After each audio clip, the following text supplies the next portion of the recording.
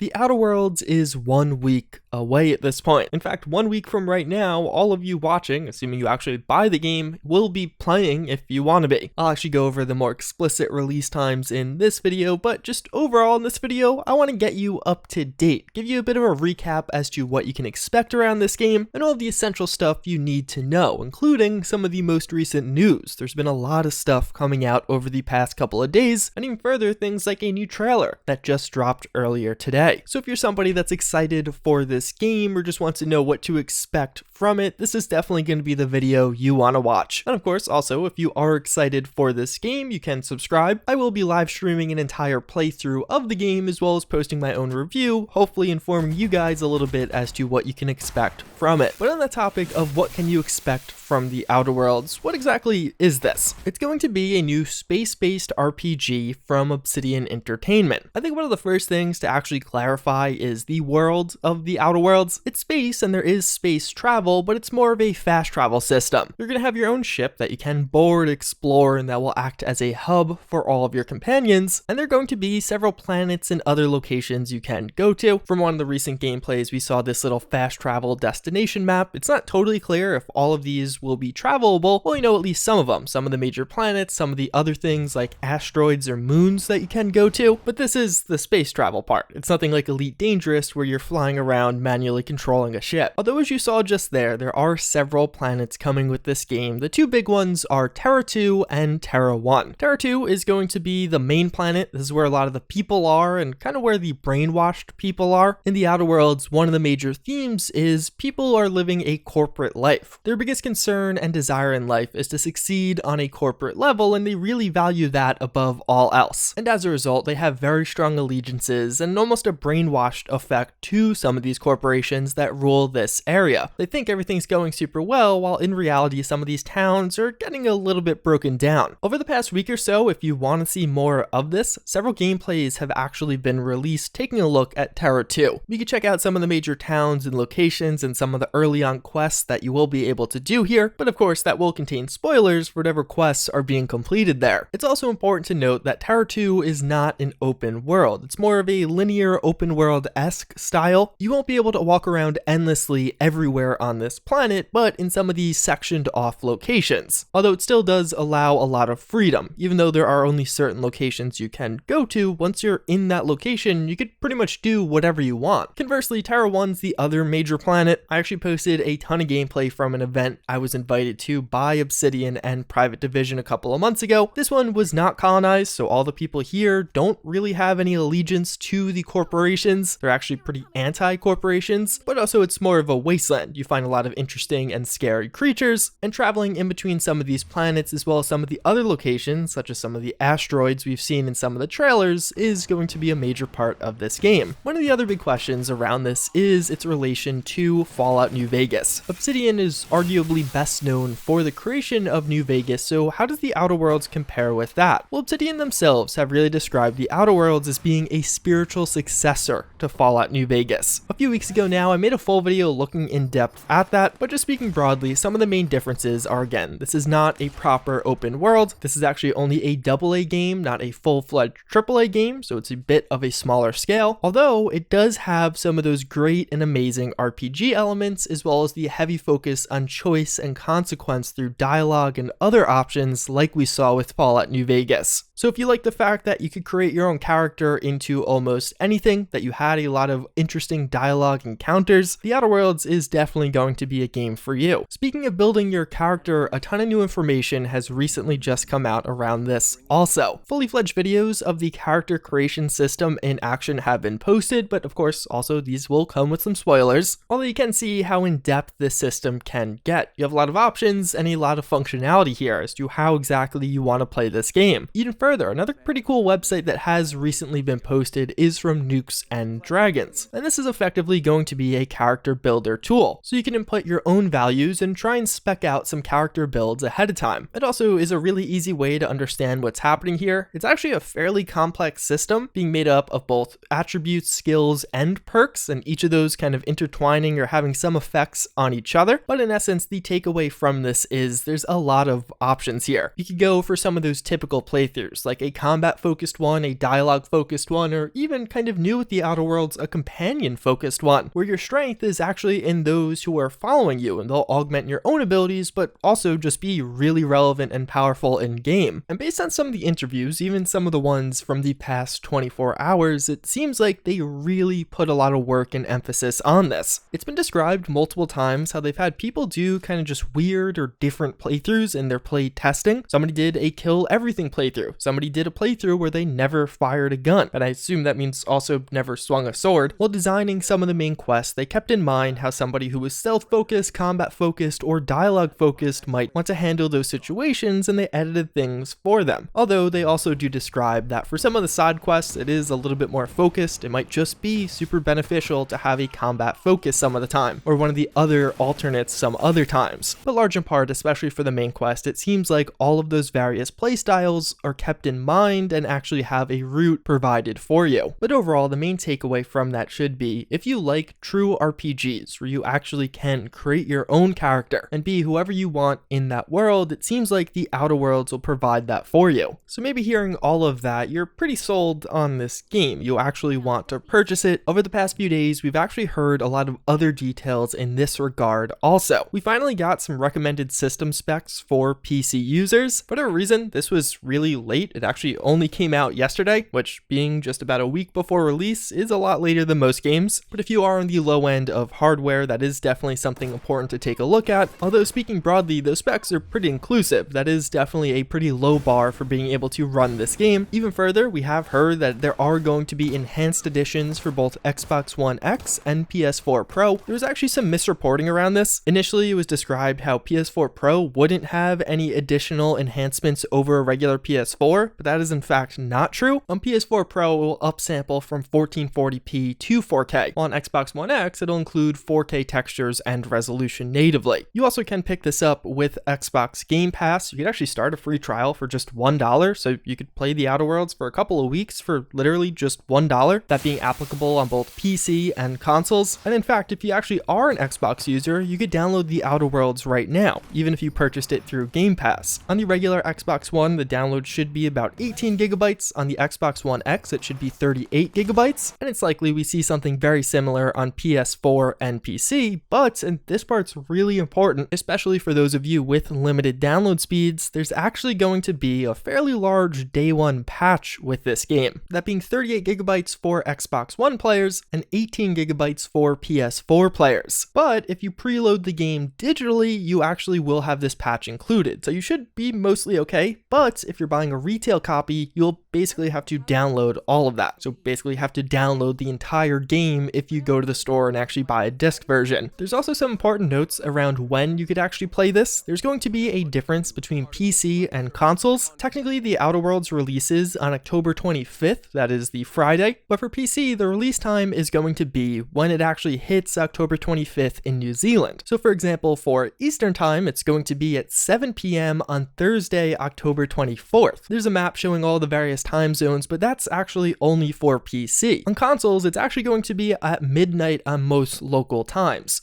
So for consoles, it'll be at midnight when Thursday turns into Friday. This is without a doubt going to cause some confusion. I know people are going to be like, wait, why can this guy play and I can't right now? But if you know your time zone, it'll more or less be midnight on consoles or a different time if you're on PC. And actually, to go along with all of that, if you somehow still haven't purchased the Outer Worlds, you could actually get it on Green Man Gaming and also use my affiliate link down below. So that's when you'll actually be able to play the game yourself, but when can you see more of it? There's obviously quite a bit of gameplay out there already, even over the past few days. Although as far as reviews on the game go, many outlets are reporting they're going to have reviews up on October 22nd, that being the Tuesday, at 6 a.m. Eastern Time. So it'll give you a full 3 days to actually read some of those reviews, digest what people are thinking, before actually making a decision as to whether or not you want to pick up this game. And of course, I will also be posting my own review if you just want to see what I think of this game. Although something very interesting to go along with this, in a way, you could also play the game a bit early, as it has also been announced that starting on October 22nd, that same day, there's going to be a Twitch Plays the Outer Worlds event. If you've never heard of Twitch Plays, it kind of all started a while ago when somebody set up something known as Twitch Plays Pokemon, where Twitch chat will collectively control the player character. The chat will input various commands and typically whatever command gets the majority is reflected on screen in game. I think that's actually going to be very interesting. There's only been a couple attempts at this with a first-person shooter, and something like the Outer Worlds where combat is kind of fast-paced and in real time should be curious to see. But it's also kind of hilarious to think that for many people, this will be their first introduction into the freeform version of this game, getting even some remote version of control over the character. And taking that all together, that's a good recap of all of the recent news, information, and just what I think you should know going into the Outer Worlds, which releases 1 week from today. Next week, I'm going to have a lot of coverage on this game, a review, a playthrough, but also just tips, tricks, interesting things I found. If you guys do want to tune in, you can subscribe now, but otherwise, I thank you again for watching, and I hope to see you all next time.